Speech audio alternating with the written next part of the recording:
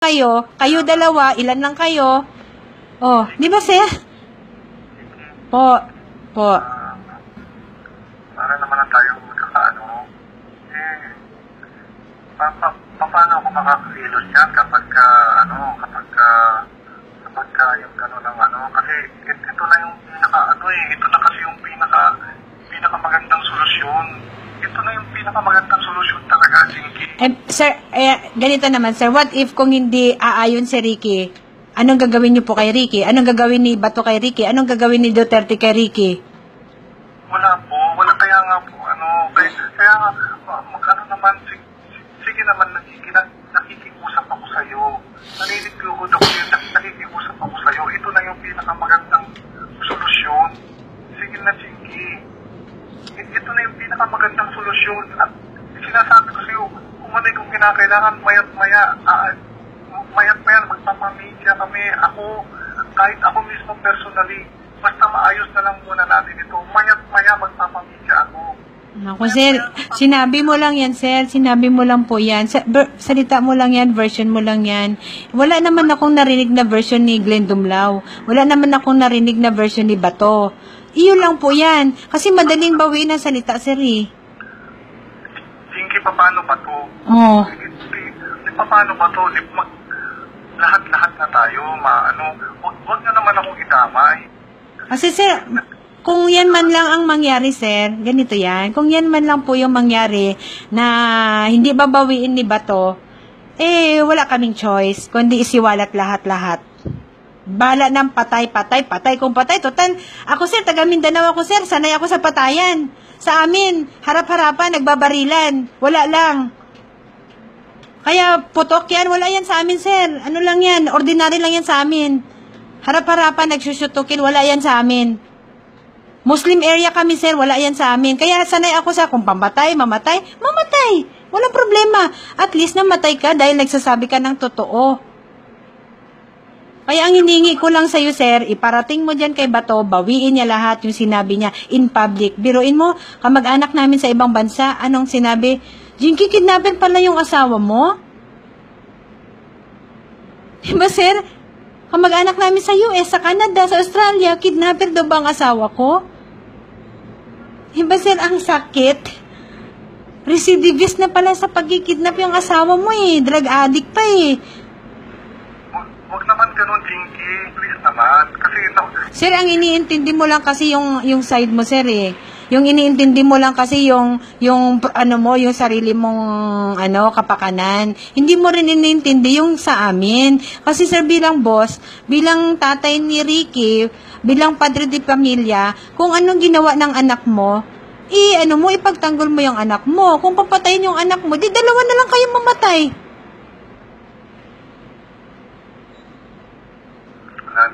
Huwag naman sanang ganun, Jinky. Huwag naman sanang ganun.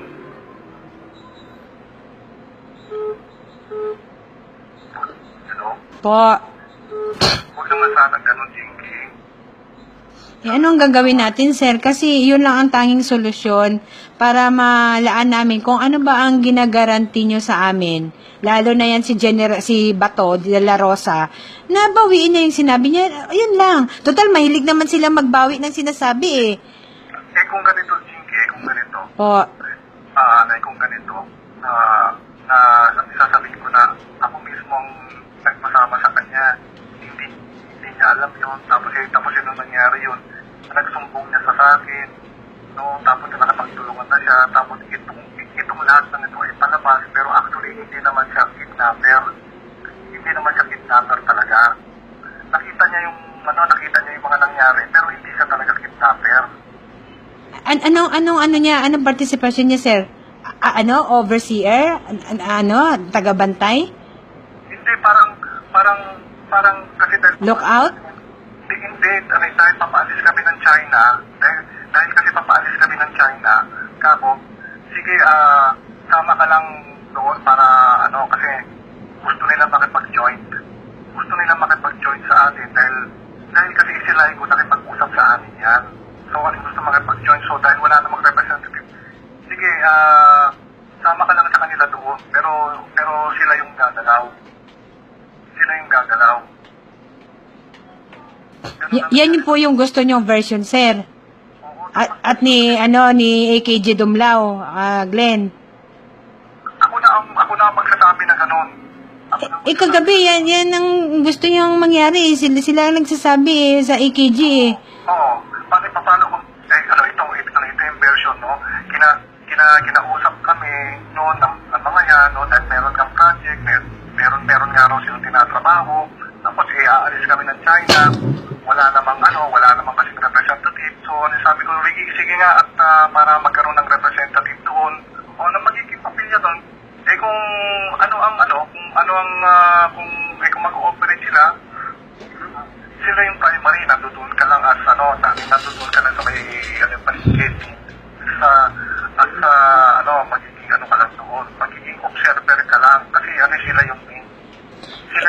Hindi sa pagiging observer ni Ricky, sir, may personal knowledge siya. Hindi sasabihin, may personal knowledge ka, kaya mo tinuturo. Yan, di kasama ka.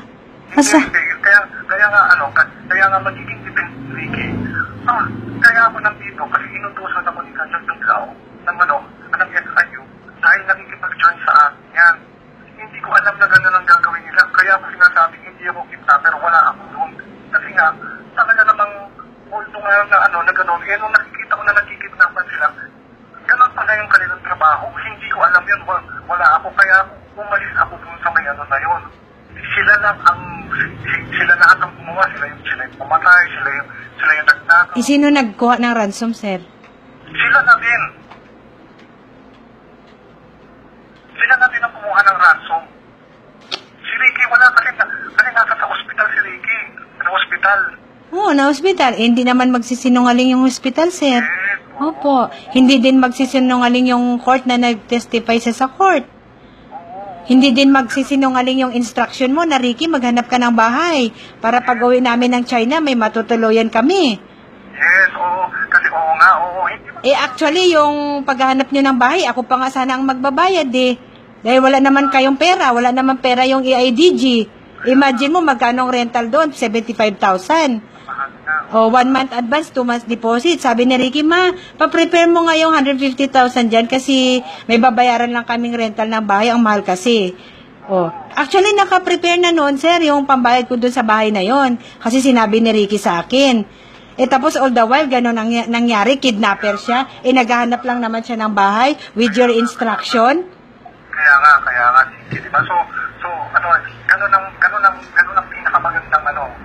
Sasabihin ko, nakipag joint lang yan doon dahil ako ang nag-utos doon dahil itong mga to gusto makapag-joint, meron daw silang trabaho doon. So, dahil si Ricky, titingin din ng bahay doon din yung area, nandoon lang siya. Kaya nga siya malayo doon sa may lugar kasi hindi naman siya sinasama doon eh. Hindi siya sinasama doon. Sila yung kumuha, tapos sila rin yung patayin na lang muna nila, sir, yung 3 pulis at saka yung ATM para maipresenta na kaagad. Para pag once na pinatay nila yon, maipresenta na, di syempre sabihin ni Bato, ito pala talaga ang totoong mga kidnapper. Biruin mo, 3 pulis, 1 civilian. Ito yung totoong kidnapper doon sa kaso ng Korean. Wala pala dito si Santa Isabel. Yan lang, sir. O sige, yan na lang. Ganyan na lang. Hindi, ibig ko sabihin, nandoon siya. Kaya lang, hindi siya yung nag-kidnap, kaya hindi siya kidnapper. Paano mo masasabi na nandoon siya tapos sabi mo hindi nag-kidnap? Hindi nga siya nag-kidnap dahil wala siya doon. Sir, nililito mo ako, sir eh. Hindi, ganito nga ang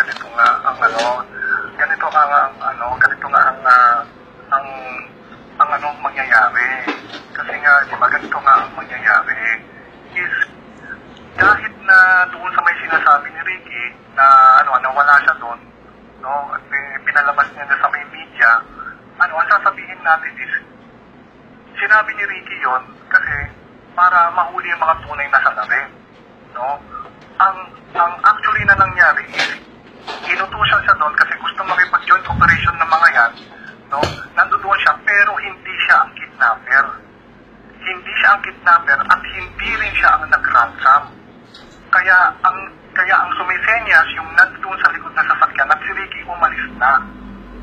Dahil hindi hindi ayaw niya na yung, hindi niya masigmura yung ginawa ng mga yan.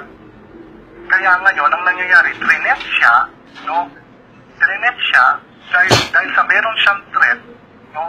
Binigyan ko siya ng instruction na, sige, makipagtag-along ka lang, makipaglaro ka lang para malugit natin yung mga yan. Eh sir, nakipaglaro si Ricky, granting na yan ang version, nakipaglaro si Ricky sa ganyang issue.